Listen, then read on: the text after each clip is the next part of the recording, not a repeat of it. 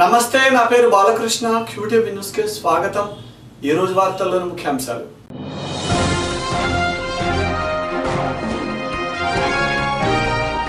పదోన్నతులలో అక్రమాలకు తావు లేకుండా ఉండాలి ప్రజాస్వామిక పద్ధతిలో డిఈఓ వ్యవహరించాలి పీడీఎఫ్ ఎమ్మెల్సీ బొడ్డు నాగేశ్వరరావు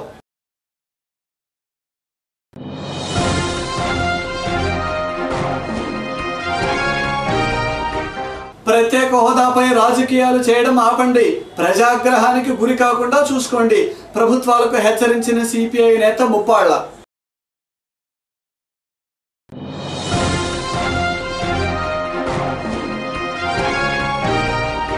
కార్మికులకు కనీస వేతన చట్టాన్ని అమలు చేయండి ఎన్నికలలో ఇచ్చిన హామీలను నిలబెట్టుకోండి ప్రభుత్వాన్ని డిమాండ్ చేసిన సిఐటియు ప్రధాన కార్యదర్శి నాగేశ్వరరావు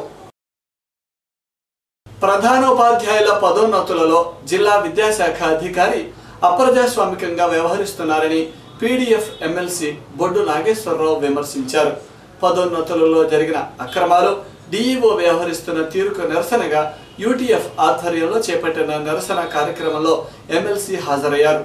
సభలో నాగేశ్వరరావు ప్రసంగిస్తూ డిఈఓ నిబంధనలకు విరుద్ధంగా వ్యవహరించడంతో పాటు రాజకీయ ఒత్తిళ్లకు తలొగ్గి అక్రమంగా పదోన్నతులు కల్పించారని మండిపడ్డారు. రాష్ట్ర ప్రభుత్వ విద్యాశాఖలో జరుగుతున్న తీరును గమనించి సమస్యలను పరిష్కరించాలని డిమాండ్ చేశారు. పదోన్నతులను ప్రక్షాళన చేయాలి. డిఈఓ కార్యాలయంలో అవినీతిని ఉపాధ్యాయ ఫెడరేషన్ వార్తెల్లాలి. ఆంధ్రప్రదేశ్ ఐక్య ఉపాధ్యాయ ఫెడరేషన్ కాలయాపన వైఖరి నిరసించండి. డిఈఓ కాలయాపన వైఖరి ప్రక్షాళన చేయాలి. డిఈఓ కార్యాలయంలో అవినీతిని రద్దు చేయాలి. ఎల్ఎఫ్ఎల్ అక్రమ పదోన్నతులను నశించాలి. డిఈఓ మొండి వైఖరి నశించాలి. డిఈఓ విడుదల చేయాలి. డిఎస్సీ 2014 వారి మెరిట్ రోస్టర్ లిస్టులు కేసులను అమలు పరిచే క్రమంలో నిర్దిష్ట విధానం ప్రకటించాలి. కోర్టు కేసులను అమలు పరిచే క్రమంలో నిర్దిష్ట విధానం. విద్యాశాఖ అధికారి కార్యాలయం ఎదుట ఈరోజు ఆంధ్రప్రదేశ్ ఐక్యోపాధ్యాయ ఫెడరేషన్ యూటీఎఫ్ పక్షాన ధర్నా చేపట్టడం అనేది డిఈఓ గారు సమస్యల పరిష్కారంలో నిర్లక్ష్య వైఖరి ప్రదర్శించడమే కారణం. దీనికి ఆయన పూర్తి బాధ్యత వహించాల్సి ఉంటుందని చెప్పి పీడీఎఫ్ ఎమ్మెల్సీ ఫోరం నుండి నేను తెలియజేస్తా ఉన్నాను. డిఈఓ కార్యాలయంలో ఎల్ఎఫ్ఎల్ హెచ్ఎంల పదోన్నతుల విషయంలో జిల్లా పరిషత్ సర్వసభ్య సమావేశంలో కూడా వారు చేసినటువంటి అక్రమాన్ని నేను ప్రశ్నించాను. సరి చేసుకుంటానని చెప్పని ఆశించాము. దాన్ని సరి చేసుకోకపోగా నేను చేసింది న్యాయమేనని చెప్పి చెబుతూ కోర్టు ఉత్తర్వులని అమలుపరచాలని ఏప్రిల్లోనే మేము కోరాం. ఏప్రిల్లో కోరినప్పటికీ కూడా దాన్ని జూన్ నెల వరకు కొనసాగించి జూన్ 28వ తేదీన 3 ఉపాధ్యాయులకి పదోన్నతులు ఇచ్చారు. ఇవ్వద్దని మేము చెప్పలేదు.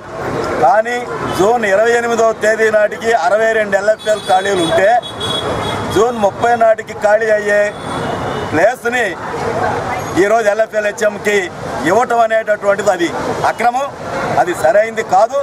ఇది డిఈఓ గారిని కోరితే ఆ 62లోనే మేము సరి చేసి ఆర్డర్ ఇస్తామని చెప్పి ఆ ఆర్డర్ని రద్దు చేసి మళ్ళీ జూలై 2వ తేదీ నాడు మళ్ళీ అదే ఆర్డర్ని ఇచ్చారు.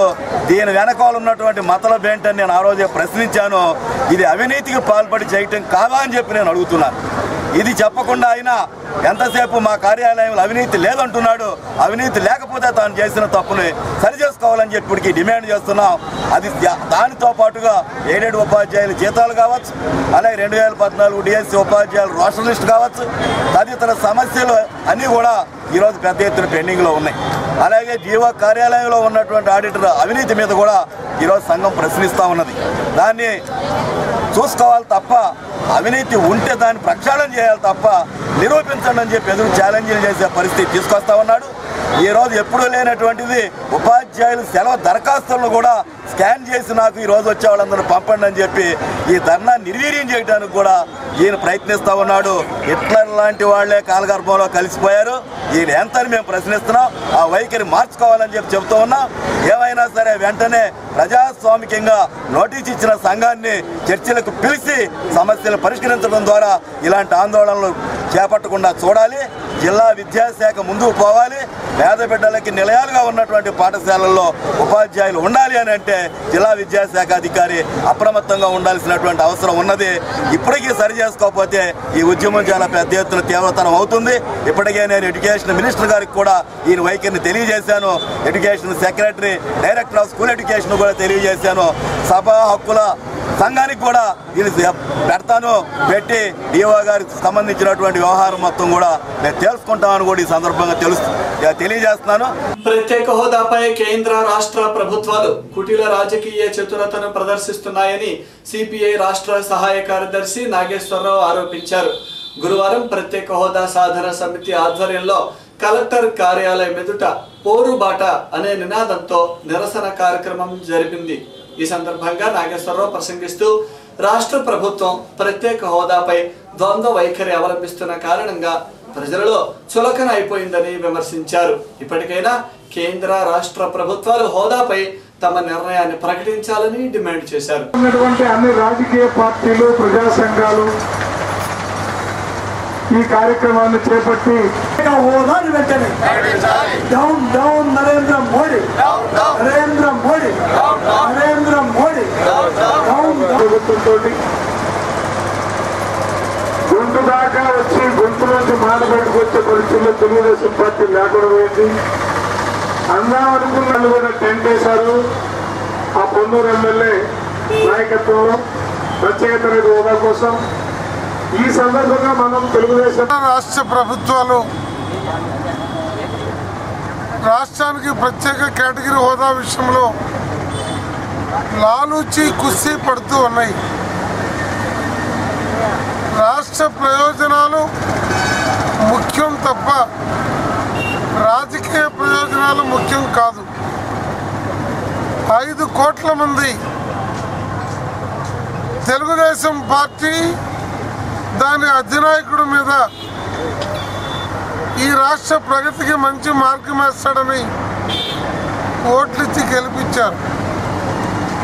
భారతీయ జనతా పార్టీ కాంగ్రెస్ కుళ్ళును కడిగి స్వతంత్ర పంథాలో దేశాన్ని ముందుకు తీసుకెళ్తుందని మోడీ ప్రజల్ని నమ్మించాడు. ఈనాడు కాంగ్రెస్ కన్నా ఆచంటగా ప్రపంచ సామ్రాజ్యవాదానికి లొంగిపోయింది. హామీల అమలు సాధన కోసం జరుగుతున్నటువంటి ఆందోళనలో భాగంగా ఈ రోజున గుంటూరు జిల్లా ప్రత్యేక తరగతి హోదా సాధన సమితి ఆధ్వర్యంలో ఈ యొక్క పోరు దీక్ష కార్యక్రమాన్ని చేపట్టాం. రేపు సిపిఐ సిపిఎం సంయుక్త ఆధ్వర్యంలో జిల్లాలో ఉన్నటువంటి అన్ని మున్సిపల్ పట్టణాల్లో సామూహిక నిరసన దీక్షలు చేపట్టడం అనేది జరిగింది. రేపు జరిగే కార్యక్రమం కానీ ఈరోజు జరిగే కార్యక్రమం కానీ రేపు సాయంత్రం లోపు గనక కేంద్ర ప్రభుత్వం వైపు నుంచి రాజ్యసభలో సానుకూలమైన స్పందన రాకపోతే తీవ్రమైనటువంటి పరిణామాలు రాష్ట్రవ్యాప్తంగా జరుగుతాయని హెచ్చరిస్తా ఉన్నాం. గ్రామ పంచాయతీలో కార్మికులుగా పనిచేస్తున్న వారికి కనీస వేతన చట్టం కింద 18,000 రూపాయలు చెల్లించాలని సిఐటియు ప్రధాన కార్యదర్శి నాగేశ్వరరావు డిమాండ్ చేశారు. గురువారం సిఐటియు ఆధ్వర్యంలో కలెక్టర్ కార్యాలయం ఎదుట కార్మికులతో భారీ ధర్నా నిర్వహించారు. ఈ సందర్భంగా నాగేశ్వరరావు మాట్లాడుతూ రాష్ట్ర ప్రభుత్వం అధికారం చేపట్టి 2 సంవత్సరాలు పూర్తయినప్పటికీ ఎన్నికలలో కార్మికులకు ఇచ్చిన ఒక్క హామీని కూడా అమలు చేయలేదని ఆరోపించారు. ఈ ధర్నా కార్యక్రమంలో కార్మికులతో పాటు సిఐటియు నాయకులు కూడా పాల్గొన్నారు. ఇవ్వాలి ప్రతి కార్మికుడికి కనీస వేతనం 18,000 రూపాయలు. ఇవ్వాలి ప్రతి కార్మికుడికి కనీస వేతనం 18,000. ఈఎస్ఐ సెలవులను అమలు చేయాలి. పిఎఫ్ ఈఎస్ఐ సెలవులను అమలు కనీస వేతనం 18,000 రూపాయలు. ఇవ్వాలి తక్షణం ప్రతి కార్మికుడికి కనీస వేతనం 18,000 రూపాయలు. ఇవ్వాలి ప్రతి కార్మికుడికి కనీస వేతనం 18,000 రూపాయలు. ఇవ్వాలి ప్రతి కార్మికుడికి కనీస వేతనం 18,000 రూపాయలు.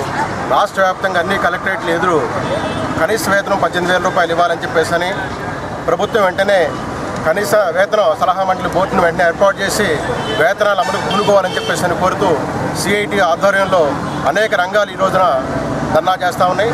ప్రధానంగా ఏందని చెప్పేసానంటే 2011 నుంచి ఇప్పటి వరకు కూడా 1వ షెడ్యూల్లో ఉన్నటువంటి వేతనాల సవరణ ఇంతవరకు ప్రభుత్వం చేయలేదు. దీని కారణంగా రాష్ట్ర వ్యాప్తంగా దాదాపు రోజువారీ కార్మికుల నెలకి దాదాపుగా 500 కోట్ల రూపాయల కార్మికులు నష్టపోతూ ఉన్నారు. అందుకని ప్రభుత్వం యాజమాన్యాలకు అనుగుణంగా ఈ వేతన సవరణ చేయనటువంటి పరిస్థితి కనపడతా ఉంది.